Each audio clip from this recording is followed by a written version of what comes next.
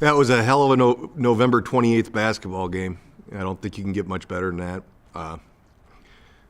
Came out on the wrong side of it. First half, they came out and shot the ball so well. In second half, we were able to hold them to 25% from three. They got loose on us a little bit on the inside. Offensively, hard to bicker with 88 points against a good team like that. But, you know, I'd question on a couple of plays, our decision-making, challenging their big shot blocker as much as we did, and it cost us some turnovers and some forced shots where you make that extra pass and you're really having an incredible offensive night. This game will do us well moving forward. I think it's very clear that this group never believes they're out of a game. I mean, that was a heck of a comeback, and we made so many big plays to get back into the game that it's a tragedy that some missed free throws cost us the chance to get the job done. Again, you don't yell at your kids about that. We'll shoot some free throws tomorrow, and we've had games where the free throw line saved us. So I know this. If we can continue to progress with this mindset, with this group, we are going to be awfully fun in March. We're pretty fun right now. Questions? You said they hit a lot of tough shots, or your players said they hit a lot of tough shots in the first half. Is it all that? No, we had deficiencies too. As a coach, you can never say, well, they just hit tough shots. That doesn't really make you sleep well at night. It's not. That's not an approach you should take in life. But they did hit some tough shots.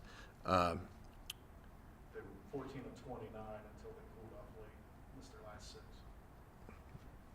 So we really ramped it up late.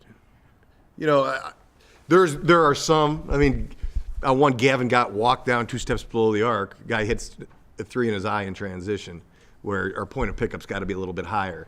You know, you have another where Mike decides he needs to retie his shoe early in the possession. Okay, let's do better with those.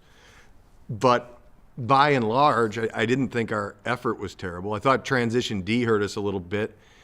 I also think that I've spent exactly 0 time since the Indiana State game on transition D with these guys because I've got to make decisions about how we use our legs.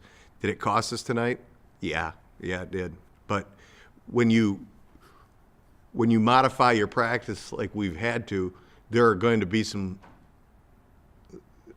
leaky parts of the dam at some point, and patching those up has to be done on film, and it has to be done when we get a few more guys back, so I'm not wearing guys out. I think a lot of people are aware of your injury situation right now, and you can expect teams to try to attack you with size. Iona tried to attack you with pace tonight. Pace and then size in the second half. And I think Doug makes a few of those plays if you got a bigger guy coming over than Gavin on the help, and that's not, or James. And that's not a knock on Gavin or James. They do everything foot-wise, but life isn't fair now. I was supposed to be 7 feet and good looking, and it didn't work. So you take, I was supposed to be 7 feet.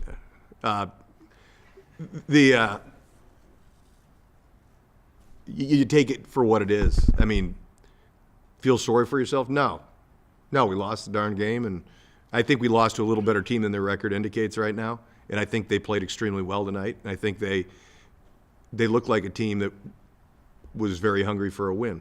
We expect to win those. We didn't tonight. But again, if you take it the right way and you learn from it, and you're man enough to say, okay, we could have contested this better, or we could have handled our switching situations better. You make those adjustments, you move on, and you're better off the next time you come out. I know this. I wouldn't trade my group. I like them a lot. And if you weren't entertained at tonight's game, you don't like basketball. Everyone around here has kind of forgotten that TK's a freshman. Did we see a little of the freshman point guard syndrome tonight with him? A little. Too fast. Yeah, and you know that was a look that he's never seen before. It's a switching man zone hybrid kind of thing. They also, they keyed on him, and a couple times when he'd take the ball to the rim, he had 3 bodies around him, and maybe a little more crowded than he's been in some other games. there's people open around him, and That's part of the process. you'll learn. Yeah, I mean, I can't simulate what they threw out there at us in practice all that well. That's what they do. They work at it year round. They're going to be better at it than we are in 2 days. And how many reps did we actually get in? You were there. Not a lot. What do you say anything to you said you don't yell, guys gonna miss a free throw, but do you say anything on the other side of it? Pick him up, miss the front and 1-1 with a chance to tie it. I worry about a lot of things. One thing I will never worry about is TK's confidence. Did you ever wish at times tonight that TK slowed down? Oh yeah, yeah. 5 turnovers is too many, but again,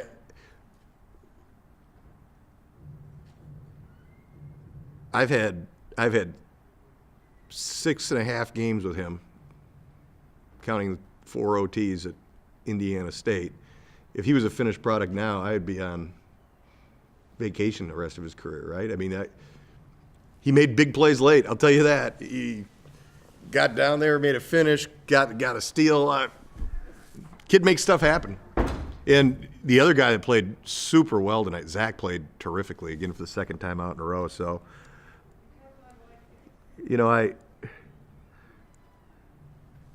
we're asking TK to do just about everything. I think he's sweeping up the floor out there right now.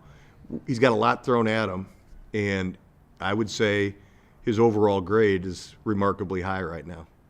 I don't know that there's too many freshmen doing more than he is. Hope he's not a one and done. That was a joke, Bobcat Nation.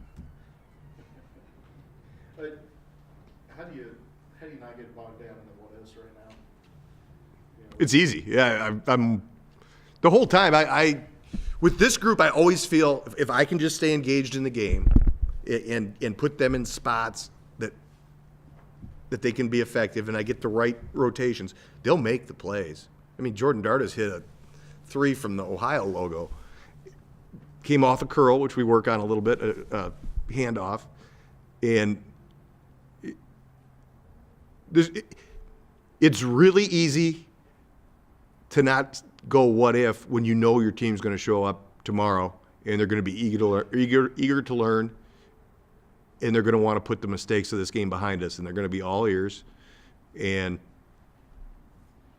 we made a lot of mistakes, but a lot went right too. So I mean, how do you balance that? Well, you don't. You correct the mistakes and you highlight the things they did well. I want them at a level emotionally that doesn't get too high and too low, and they seem to have that mentality. I mean, they're sitting in the huddle. What were we down with? I mean, we're down, 10 at one point late? 11? And they're sitting in the huddle at the timeout, whatever the media was. They're like, guys, we came back for a lot more than this with less time to go at Indiana State. They're a confident group. We won't dwell on it. I'd like to get every win we can. I know this. The team will look better just by virtue of getting back some people. And if we can improve the people that are out there right now, which we've had guys take huge steps forward, maybe they wouldn't have had we. Again, the way we finish games, it's going to be interesting in Cleveland. I mean, we don't stay down on the canvas for long. Tough-minded kids. Gavin Block headbutts the scoreboard over there and gets up and makes plays. Anything else? All righty.